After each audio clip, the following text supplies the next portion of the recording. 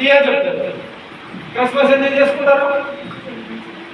ఎందుకు మనం క్రిస్మస్ జరుపుకుంటామంటే అది యేసు ప్రభు ఈ లోకానికి వచ్చాడని మనం ఏం చేస్తున్నామంటే ఆయన వార్తను ప్రకటిస్తున్నాం. దేవుడికి స్తోత్రం.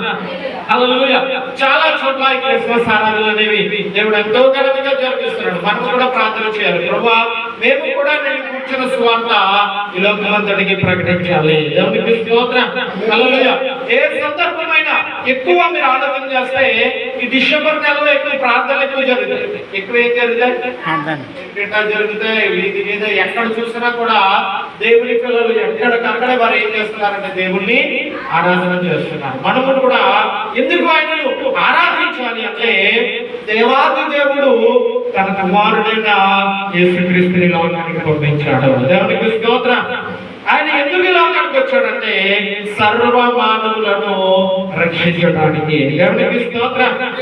యేసు ప్రభువు ఒక జాతికి చెందినవాడు కాదు, ఒక కులానికి చెందినవాడు, ఒక మతానికి చెందినవాడు కాదు, ఒక ప్రాంతానికి చెందినవాడు కాదు. కొంతమంది సైంటిస్టులు చెప్తున్నారు అసలు యేసు ప్రభు వారు భూమి మీద పుట్టినప్పుడు బెత్లెహేము ఊరిలో పుట్టినప్పుడు అసలు ఆ పట్టణము ఆ ప్రాంతము ఎక్కడ ఉందంటే మన భూగోళం అంతటికి అది మధ్యలో ఉందన్న. అమ్మ ఎక్కడ ఉందని మధ్యలో సెంటర్, కరెక్ట్ గా సెంటర్ ప్లేస్ అన్నమాట. అంటే ఆయన యొక్క ప్రణాళిక ఎంత గొప్పగా చూడండి. ప్రతి ఒక్కటి కూడా ఈ లోకంలో జరుగుతున్న వాటన్నిటికీ వాక్యములు ప్రతిదానికి ఏముందంటే సమాధానం అనేది ఉంది. దేవునికి స్తోత్రం. సృష్టి ఎలా ఏర్పడిందంటే సమాధానం ఉంది.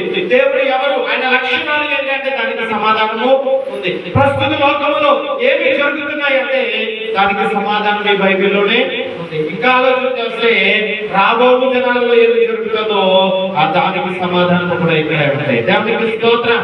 హల్లెలూయా.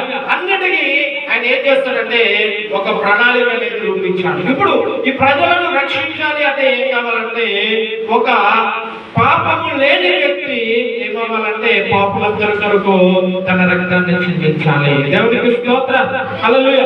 అసలు యేసు ప్రభువు లోకానికి ఎందుకు వచ్చాడంటే పాపులను రక్షించుటకు క్రీస్తు యేసు లోకానికి వచ్చాను. దేవునికి స్తోత్రం.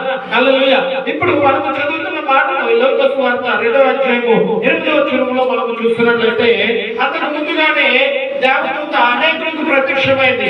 ఒక సందర్భంలో యోసేపుకు ప్రత్యక్షమైంది, తర్వాత మరియకు ప్రత్యక్షమైంది, తర్వాత ఎలిజబెతుకు ప్రత్యక్షమైంది. ఇలా మనం ఆలోచన చేస్తే యేసు ప్రభు వారు జన్మించిన వెంటనే ఈ దూత ఎవరికి ప్రత్యక్షమైందంటే గొర్రెల కాపరులకు ప్రత్యక్షమైంది. దేవునికి స్తోత్రం. అమ్మ ఎవరు మీరు? గొర్రెల కాపర్లు. దూత వెళ్ళి అంటుంది అక్కడ గొర్రెల కాపర్లు ఏం చేస్తున్నారంటే పొలములో ఉండి రాత్రి వేళ తమ మందను కాచుకొనుచుండగా ప్రభువు దూత వారి ఎదురుకు వచ్చి నిలిచెను. ప్రభువు మహిమ వారి చుట్టూ ప్రకాశించినందున వారు భయపడిరి. దేవునికి స్తోత్రం.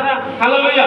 రాత్రి వేళ ఏం చేస్తున్నారంటే వాళ్ళు గొర్రెలను కాస్తున్నారు. రాత్రి వేళ పొలములో అంటే